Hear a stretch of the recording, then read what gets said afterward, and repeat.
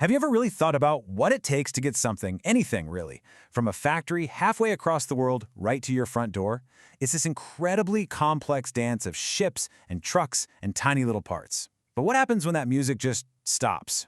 Today, we are going to break down how a massive global crisis forced a complete rethinking of how we make and move, well, pretty much everything.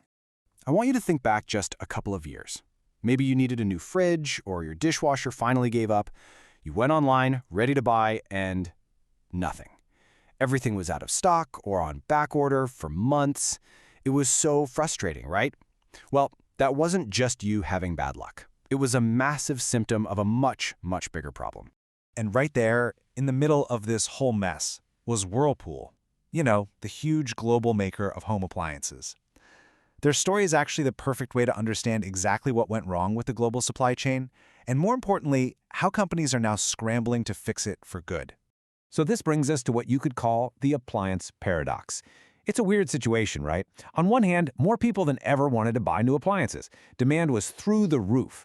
But on the other hand, the system that was supposed to deliver them was grinding to a complete halt. It was a perfect storm of supply and demand, but on a scale that nobody saw coming. You know, the pandemic completely flipped our spending on its head. We weren't going out to eat, we weren't taking vacations, we were all stuck at home staring at our old kitchens and thinking, you know what, it is definitely time for an upgrade. And then you add in stimulus checks, and boom, demand for physical stuff, especially appliances, just went nuts. For a company like Whirlpool, this should have been the best of times.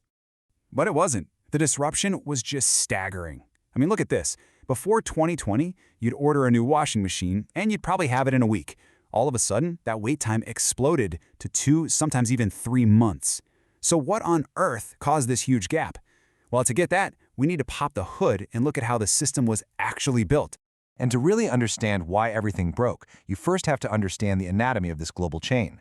Before the crisis, Whirlpool, like pretty much every big company, had what everyone thought was a state-of-the-art system, and it was built for one thing above all else: pure, unadulterated efficiency. The magic phrase here was just in time. Now, in theory, this is a brilliant idea. Instead of spending tons of money to stockpile parts in some giant warehouse, you have them delivered to the factory just as they're needed on the assembly line. It's lean, it's fast, and boy, does it save a lot of money. But here's the trade-off. The upside was huge, right? Less cash tied up in parts just sitting around meant higher profits. For Whirlpool, this whole system was a major competitive advantage. The flip side, though, was this massive hidden vulnerability. The entire thing depended on every single piece of the puzzle working perfectly, all the time. And it often meant relying on one specific part from one single factory, usually thousands of miles away in Asia. There was absolutely no plan B. And then, of course, came 2020, when the world stopped working perfectly. That beautiful, efficient, just-in-time system was about to slam headfirst into a just-in-case reality. And it was just this catastrophic domino effect. First, lockdowns shut down the factories making the essential parts. Then, even if the parts got made, the entire transportation network seized up. You had ships just stuck, waiting outside of ports, not enough truck drivers, which led to critical shortages of everything from simple motors to complex electronic displays. And then, to top it all off, Whirlpool couldn't even find enough workers for its own factories. It was a total system failure. You know, this quote from the source material just says it all.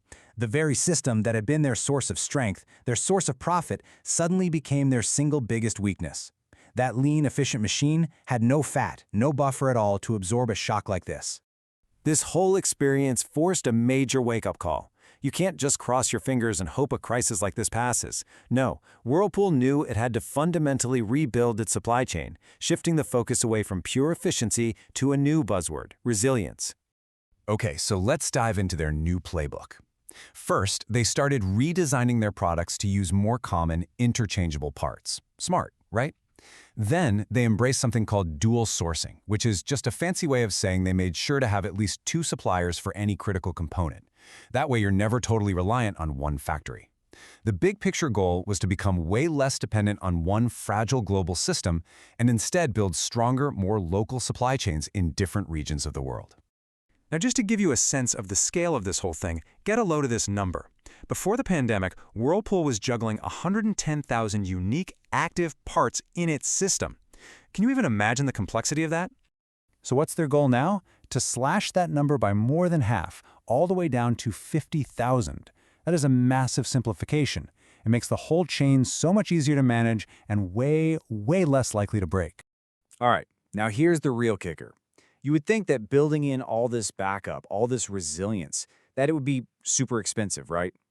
But Whirlpool actually estimates that once this is all done, it's going to save them up to $900 million a year. It turns out that being resilient is actually really, really good business. And really, Whirlpool's story is a lesson for everyone. This whole crisis has basically rewritten the rules, creating a new playbook for global companies, one that's all about finding a new balance between cost, quality, and, you guessed it, resilience. This is a huge shift in thinking. The old way was to chase the absolute lowest price for every single screw, every single wire. The new way is to think about the lowest total cost to reliably get a finished product to the customer. Because, let's be honest, a cheap part isn't so cheap if it shuts down your entire assembly line for a month, right? And this idea really gets to the heart of the new logic. The thinking now is that investing in reliability and quality isn't just an expense you have to swallow, it's a direct path to lowering your overall costs and making more money. So let's just break that down. When you use better, more reliable parts, you waste less time and fewer materials on stuff that's defective. That makes you more productive, and it lowers your manufacturing costs. It also means fewer of your products fail out in the wild, which dramatically cuts down on expensive warranty claims and service calls. It's this awesome virtuous cycle that ultimately leads straight to higher profits. So all of this leaves us with a really big question. For decades, the name of the game was ultimate efficiency at the lowest possible cost. That era might just be over. The new challenge is finding the right balance, and for all of us as consumers, we have to ask ourselves, are we willing to maybe pay a little bit more for the peace of mind of knowing that the things we need will actually be on the shelf when we want to buy them? It's a trade-off that is literally reshaping our entire global economy as we speak.